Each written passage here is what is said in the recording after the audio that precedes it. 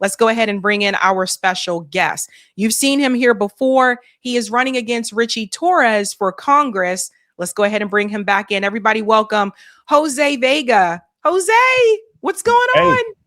I'm good. It's good to be back on the show. Thanks for having me, and hello to your audience. Thank you so much for coming back on. So it is that time of year. I mean, we're getting closer and closer, of course, to the midterms. You are running for Congress against Ritchie Torres, and you sent me something recently I want to show everybody here. It's a newspaper article. Paul Singer and Ritchie Torres exposed in the Bronx local paper. Could you tell all of us, Jose, who is Paul Singer and why is this problematic? To put it in the simplest terms, Paul Singer is a billionaire, part of the unelected billionaire class like Peter Thiel and Alex Karp and others who invest so much money, whether it's in oil companies, which is motivating a lot of what's happening in Venezuela right now, or invest to politicians who are very pro-Israel, because his interests are that of being pro-Israel, of course, and also wiping out Gaza. So Paul Singer invests in all of the worst corrupt elements that currently exist in our government and in corporations to meet his ends and his interests. So it's, of course, kidnapping Maduro in Venezuela. It's the complete and total wiping out of the Palestinian population for his ends. And it's the buying and controlling of politicians like Ritchie Torres in the Bronx so that they can continue to vote how Paul Singer wants, as opposed to how the population and the district want him to vote. Very interesting. So, of course, Ritchie Torres, again, not a man for the people. It's not even just about Gaza or geopolitics. It's also about what is he doing for people in the Bronx. And I think that's a big thing about Ritchie. I can't remember him talking about how he's trying to help people in the Bronx. You approached Ritchie Torres recently in person. I believe it was a diner or something like that. And you approached him and you went up to him. And from what I saw in the video, like Ritchie Torres was just like ready to run away. I don't know who those guys were that were sitting with him at the booth, but it almost kind of seemed like they were like his defenders or something like that, that they're protecting Ritchie Torres. And they like stood up and were just basically like, hey, go away, go away. But have you seen Ritchie Torres since then? No, and that's the thing. Ritchie Torres hasn't held a public town hall in about a year and a half, if I'm not mistaken. The last town hall he held that I know of was actually in February of 2023. And it was because I confronted him there, too, about being an Israeli lobby plant in February of 2023, and also the United States' role in blowing up the Nord Stream pipeline. This was far before I ever decided to run for Congress. This was far before, of course, October 7th in 2023, I was calling out Ritchie Torres, and of course, for not showing up for the community here in the Bronx. This man instead caters to the people who have the money, as opposed to the majority of the people in the Bronx who are poor. Because as far as he's concerned, they have nothing to say since they can't afford his time. That's what I was going to say. I don't remember seeing him out there on the street talking to people within the community. Now, there are a number of you that are running against Ritchie Torres. Like, you were the first one that I saw announce that you were running against him. This is your second time running against him. But now this time the field does appear to be more crowded. There's a young woman that is running against him. There's another guy who made this ad that I somehow appeared in, which I just FYI for people who saw that Michael ad. Fate. Yeah. Yeah. Like I didn't know. Nobody reached out to me and asked me, like, I'm just in that ad. Because it's a video where I was criticizing Ritchie Torres.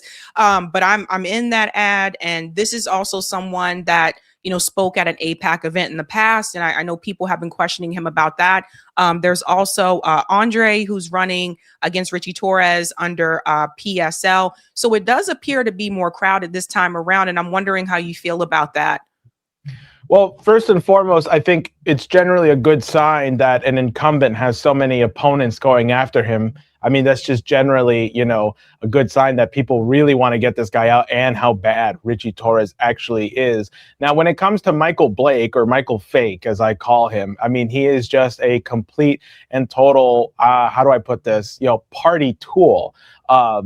This guy was the vice chair of the DNC from 2017 to 2021, and he was working for a defense industry it was a military industrial defense industry for, I believe it was 7 years, 2017 all the way up to 2024. He was getting paid as the vice president of this Next Star, I believe, that was getting military contracts to develop submarines or so. So this is all Michael Blake, of course. And then he was calling himself, because he ran for mayor. The same time Mamdani was running for mayor of New York City, so was Michael Blake. Michael Blake actually got less votes than I did running last time in the Bronx than he got citywide. He only got just under 4,000 votes citywide. I got more than that just in this one part of the Bronx. But regardless, he was calling himself the most pro-Israel candidate while running for New York City mayor in 2025. Okay, and he was saying that as late as May of 2025. And I'm supposed to come here and believe that this guy genuinely believes that there's a genocide going on in Gaza? First of all, if you couldn't see that in the beginning or even before October 7th, I know you lack the moral clarity to run for Congress or to even hold elected positions or to call yourself a representative of the people, because you will fold under pressure immediately when you are in the peer group that is known as Congress and the corporate groups and the lobbyist groups. He's just going to fold and he's going to say whatever he needs to say to get elected. And so that's my honest thoughts on Michael's fake. And I believe he's only in there to throw off people like myself who present a real, genuine challenge to Ritchie Torres. As to the young woman who's running for Congress, I wish her nothing but the best. Good luck, And as for Andre Easton, I think that that's going to be a lot of fun. He seems to be a real organizer for the Bronx. I have my qualms with PSL, but as far as Andre is concerned, I think he's a father, he's a teacher, and he's running for Congress. And I have nothing respect for individuals, who decide to do this. And running as an independent, as I'm doing, as he's doing, and as I've done, it's a very difficult thing to do. So honestly, I'd like to debate him or talk to him. I think that might be very friendly. And, so we'll see what happens come November. But so that's kind of the state of the race right now. And given the fact that Ritchie Torres, I guess we'll get into it, but Ritchie Torres is directly attacking me personally, especially because I'm not just running as an independent. I'm both in the primary and the general election. It shows that we present a very real threat, because he hasn't even attacked Michael Blake this way. He's come after me, directly. A sitting U.S. congressman is coming at me, calling me an anti-Semite, trying to divide the neighborhood against me, and it's not working. This is very telling. So you get the impression that Ritchie Torres is a little bit more afraid this time around. Oh my God. Yes, he is. You know why? Because the nurses are on strike here. This has been going on. It's very good. All the candidates are going out there. And that's also good, by the way, that all these candidates are going out to support the strikes, because then it makes the people they're negotiating with very nervous. And the best time to strike also is in an election year, when, all the politicians are going to side with the unions. And that's a great thing. However, Ritchie Torres has crawled out of this dungeon that he's been hiding in and decided to go and stand with the nurses for once. It's amazing, that in order for him to actually become engaged, he needs to feel threatened and he needs to get the fire under his butt. Yeah. So you mentioned the personal attacks. So he has been attacking you, calling you anti-Semitic. Again, I'm pretty sure if I were to think about people in the Bronx, that's probably not the number one thing that they're thinking about right now, the number one thing that's on their mind. I don't know who he thinks this is going to work for. But it's interesting because I feel like last time he didn't try to personally attack you. And that's why I think, again, he is a little bit more afraid this time around. He's also been a little bit more quiet.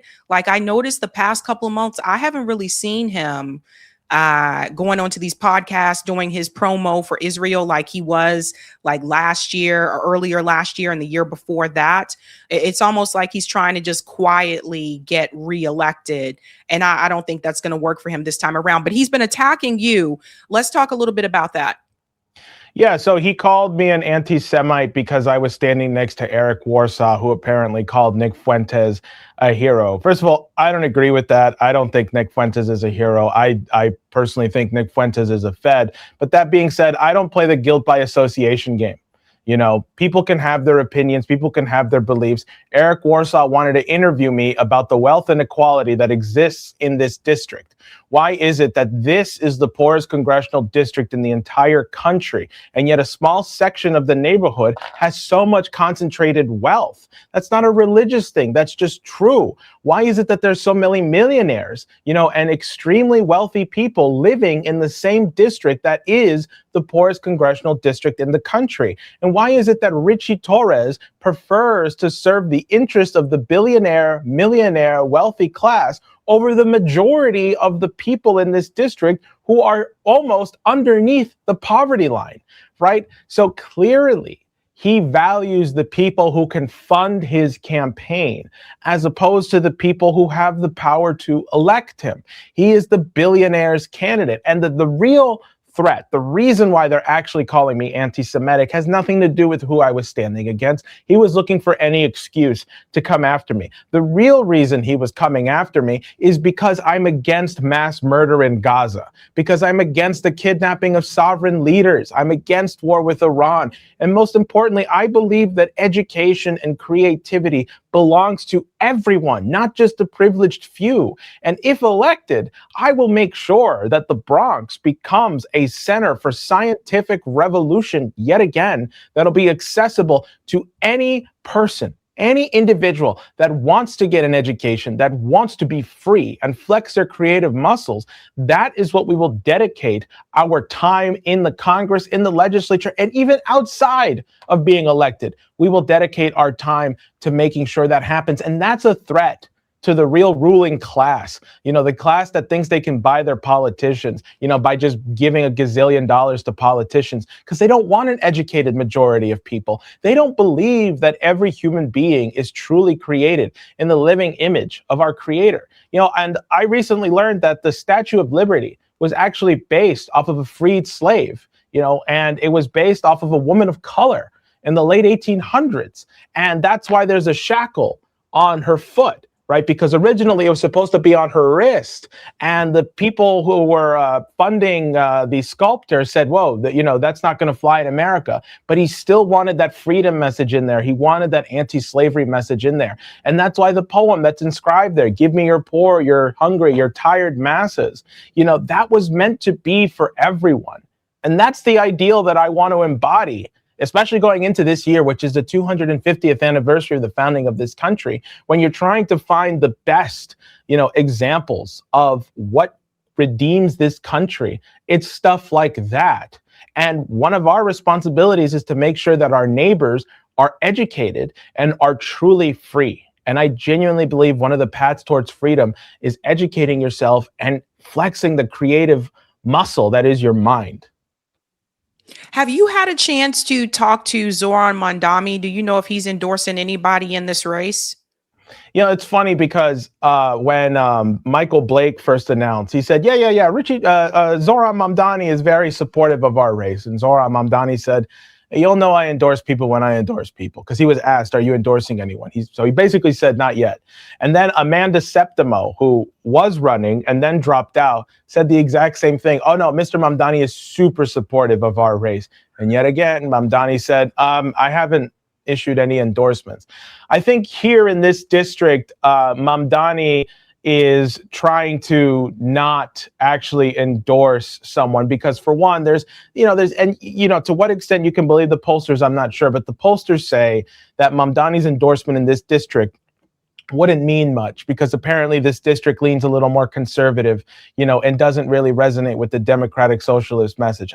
I disagree. I meet a lot of people here who are ready for an alternative to the system that's killing them. But regardless, no, Mamdani is not currently endorsing anyone in this race, and I don't see him doing so, at least not for another few months or so. But it's going to be ugly. And I also don't doubt that Mamdani may know what a fraud Michael Blake actually is. And so he may just stay mum and not endorse anyone in this race. We'll see. You know, it's interesting. I've seen Michael Blake on a number of shows, but you're the first one that I've seen mention that he was just pro-Israel a couple of months ago, running as the mayor candidate. A lot of people pointed back to him speaking at that APAC conference, but even more recently. So it's just really, I don't know. It's really weird. But I think people are trying to lean into that message because they're reading the writing that's on the wall and they're seeing that more people are turning away from Israel. So they're like, well, I better not run on that message, but still it's like that was very recent. So it's showing me some things there. I do want to show people your website here, Jose, for those who want to support Jose. If you're in Richie Torres's district and you're tired of Richie Torres, you can go to Jose Vega's website here. It says, let's save the Bronx. And Jose said he's running to break down the barriers that silence the people's voices. So make sure you check out Jose Vega's website. It's votevega.nyc. And then another thing I wanted to ask you about, Jose, you said that I guess the Bronx is more conservative. I'm surprised by that.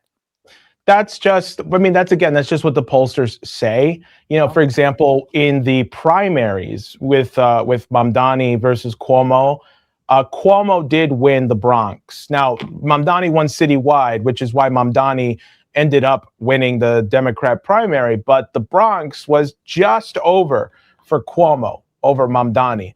And then in the general election, even then, Zoran did win the Bronx, but only by something like 2 or 3 points. So he only had like 52 or 53% of the vote, and Cuomo had something like, 48, 47, right? So even then, it was still edged. But here's the thing: the Bronx also has a very low voter turnout, and the people who do turn out to vote are older voters, right? Who do not resonate or share with this new message that people like Mamdani were bringing to the district, right? Which is that now's the time for a system that'll work for you, not this one of greed and corporate oligarchism. So these are people who are I wouldn't call them conservative, just vote in a safe way, or in a way, they're not going to try something new. Like when I did meet a woman, when I was out tabling in October, nice lady, she listened to what I had to say and she's like, who are you voting for, sweetheart, Mamdani or Cuomo? And at that point I was like, I don't know yet. And she goes, you're not going to vote Cuomo? He can get things done. I was like, really? You like Cuomo? And she like started listing off all kinds of things. And I was like, wow, like the Cuomo name, really carried a lot of weight. But yeah. And let me just make one more point. On the website, by the way, we had a button there that says pledge your signature. If you're in this district, in the 15th congressional district, we're going to need your help, and we're going to need you to sign our ballot, our petition to get on the ballot. So you can go to, yep, that's right. If you're a registered Democrat or also independent, it should say independent, but that's in April. But in order to get on the primary line, we need registered Democrats to sign our petition ballot. And if you're an independent, you can also sign my petition, but that's later in April. But definitely leave your info there. And on the day that we can start petitioning, which doesn't start until February 24th, we will come and find you and we'll have you sign our petition. So we just want to know who's interested in signing our petitions now. So people have to sign this petition. You have to have a certain number of signatures just to be a part of the primary? Oh, yeah, that's right. Now, thankfully, or not really, because I'm doing both. I'm doing both the Democrat primary and the independent line. So here's what's so crazy and how they make it difficult for independents. And this will be a challenge for both me and Andre.